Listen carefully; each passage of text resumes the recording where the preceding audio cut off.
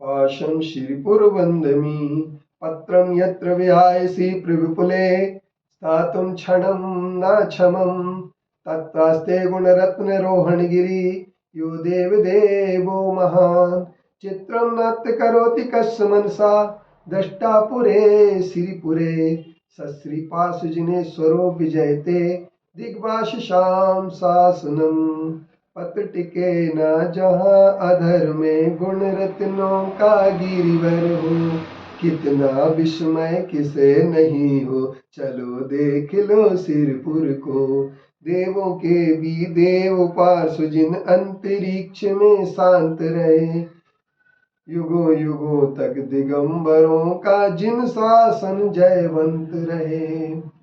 आर्जव धर्म विजु शब्द से आर्जव शब्द बन जाता है जिसका अर्थ सरल होता है और सरलता होता है।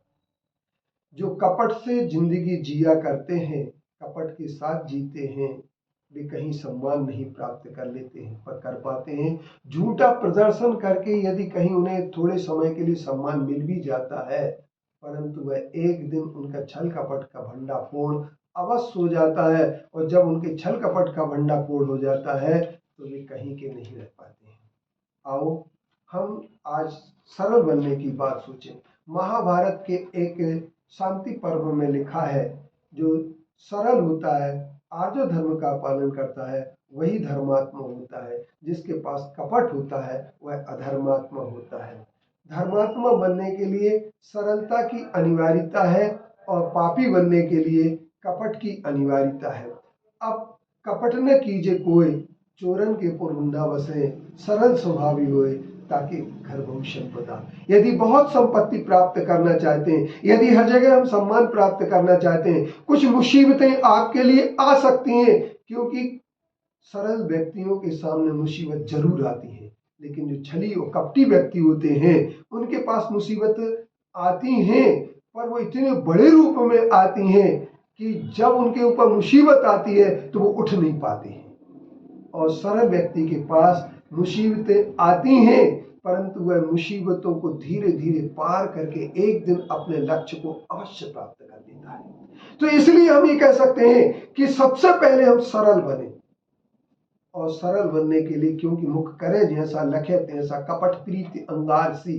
जैसा मुंह करेंगे दर्पण में वैसा मुंह दिखेगा, दर्पण में दूसरा नहीं दिख सकता है। आदमी सोचता जरूर है कि मुझे कौन देख रहा है, मैं बहुत अच्छा कार्य कर रहा हूं, लेकिन जब तक तेरे पुण्य का बीता नहीं करा तब तक तुझको माफ है ओगन करो हजार। तुम जब तक तेरे पुण्य का है तब तक कपट छुप जाते हैं, लेकिन काठ की हांडी ज्यादा दिन तक नहीं चल पाती। एक ही बार चढ़ती है, दोबारा नहीं चढ़ती है। जिस समय व्यक्ति को आपका कपट का पता लग जाता है कि आपने किसी के साथ कपट किया है, उसके साथ कपट किया है, वह एक बार के बाद फिर आपसे हाथ जोड़ देगा। लेकिन एक ध्यान रखना, स्वार्थी और अहंकारी व्यक्ति कपट के साथ जीवन जिया करते हैं।